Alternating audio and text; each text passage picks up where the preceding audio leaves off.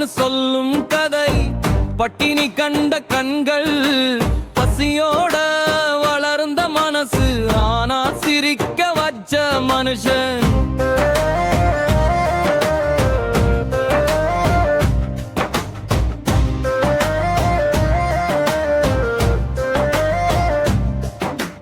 தொண்டியார்பேட்ட தெருவுல தொடங்குச்சு பயணம். அரசு பள்ளி பெஞ்சில உட்கார்ந்த கனவு காலம். காசு இல்ல, வசதி இல்ல, நம்பிக்கை மட்டும் இருந்துச்சு. வீண்ட வாழ்க்கைய கூட எழுந்து நிக்க மனசு வந்துச்சு. தந்த சதத்தை மறந்துட்டு கண்ணீரை துடைச்சாரு. அடுத்தவங்க நெஞ்சுக்குள்ள வெளிச்சமா நின்னாரு.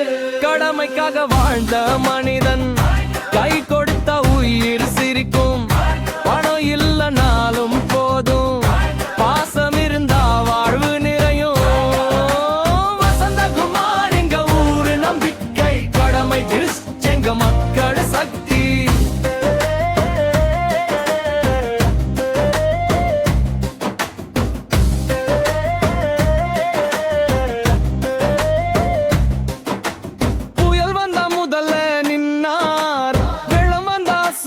தந்தார் கொரோனா காலத்துல உயிர் காக்க ஓடினாரு. Auto ambulance ஓட்டினாரு.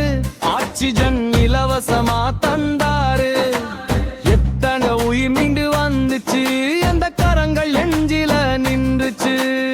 25 மேற்பட்டோர் வாழ்ந்ததா, அது ஒரு சேவை பயணம். கல்வி, பெண்கள் முன்னேற்றம், திறன் வளர்ப்பு எதிர்காலம். பெண்கள் மேலேறணும், அதுக்காக பயிற்சி.